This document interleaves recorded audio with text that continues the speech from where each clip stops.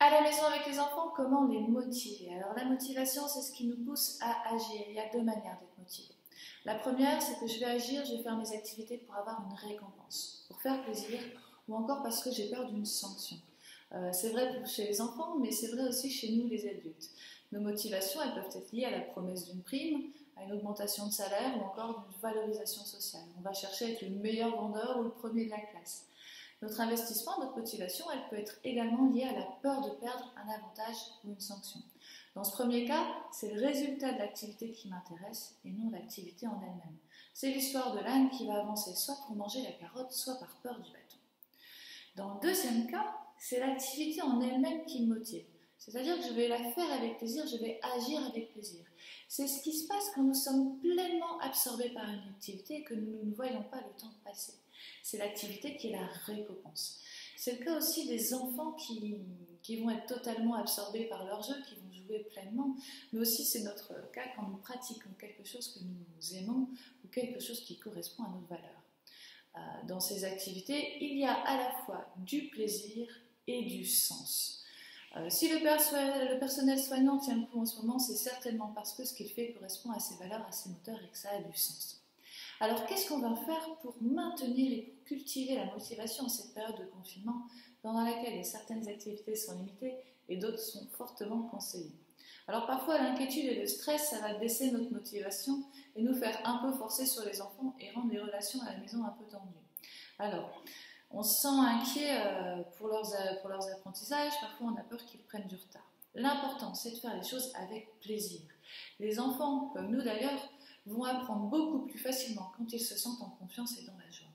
Alors quand vous avez des activités scolaires à faire, choisissez un temps où vous êtes disponible pour ces activités et préférez faire peu avec plaisir que beaucoup en vous épuisant. Et c'est l'un des challenges du confinement, mettre de la légèreté dans le quotidien, dans les apprentissages. Alors les enfants, ils vont avoir besoin d'apprendre et de réviser un peu tous les jours. Dites-leur plusieurs fois par jour qu'ils sont intelligents et que vous avez confiance en eux. Si vous avez plusieurs enfants, vous pouvez commencer les apprentissages, les temps le matin ou l'après-midi, tous ensemble. Par exemple, demandez à chacun comment il se sent et ce dont il a besoin. Et puis ensuite, vous allez pouvoir faire le point sur les activités de chacun. Il y a des activités qu'ils vont pouvoir faire seuls et d'autres dont ils vont avoir besoin de vous, ils vont avoir besoin d'accompagnement. Si vous avez plusieurs enfants, c'est plus simple d'alterner les activités d'accompagnement. Par exemple, vous allez pouvoir proposer aux plus petits en maternelle une activité d'autonomie, de découpage ou un puzzle qu'il peut faire seul. Invitez celui du collège à poursuivre ses exercices de mathématiques en autonomie, ce qui va vous laisser un bon quart d'heure pour reprendre une leçon ou un apprentissage avec celle du primaire. Vous pouvez ensuite alterner les activités, c'est-à-dire faire une activité avec le plus jeune, puis proposer des exercices d'application à la seconde. En fonction de leurs âges et de leurs besoins, on va pouvoir lire avec eux les consignes, faire l'exercice ensemble à l'oral et puis chercher à quoi sert cette activité. Si les enfants ont des difficultés à démarrer seuls une activité, prenons le temps de regarder ce qu'ils veulent. L'autonomie, ça s'apprend un petit peu à la fois. Plus les enfants sont petits, plus ils ont besoin de changer d'activité régulièrement. Après, il y a les temps de jeux libres, comme avec des Lego, des Playmobil, des Kappa, qui vont développer la créativité. C'est vraiment des temps qui sont importants. Et puis, ce qui va être essentiel, c'est que vous gardiez des plages de temps libre dans la journée. Prenez rendez-vous avec vous, rien qu'avec vous, parce que pour tenir sur le long terme, vous devez vous réserver du temps, c'est obligatoire. C'est difficile de s'occuper pleinement des autres quand on n'a pas le temps de s'occuper un petit peu au moins de soi, voire pleinement de soi. L'objectif, c'est vraiment de mettre du plaisir et du sens. Plaisir et sens, plaisir et sens. Alors, pour aller plus loin, des petites pistes. Soyons motivés quand nous leur demandons quelque chose. Si nous râlons toute la journée, il est probable qu'ils râleront toute la journée. Les enfants sont d'incroyables miroirs, ils nous imitent. Si nous demandons sous la contrainte, c'est sous la contrainte qu'ils agiront et qu'ils répondront. Deuxième petite piste, demandez aussi aux enfants, ça c'est aussi intéressant, pourquoi ils pensent qu'on leur demande de faire cette activité, en quoi elle est intéressante. Je parle des activités d'apprentissage. Et chercher ensemble. Par exemple, pour faire des exercices de français, pourquoi est-ce qu'on me demande de faire des exercices de français?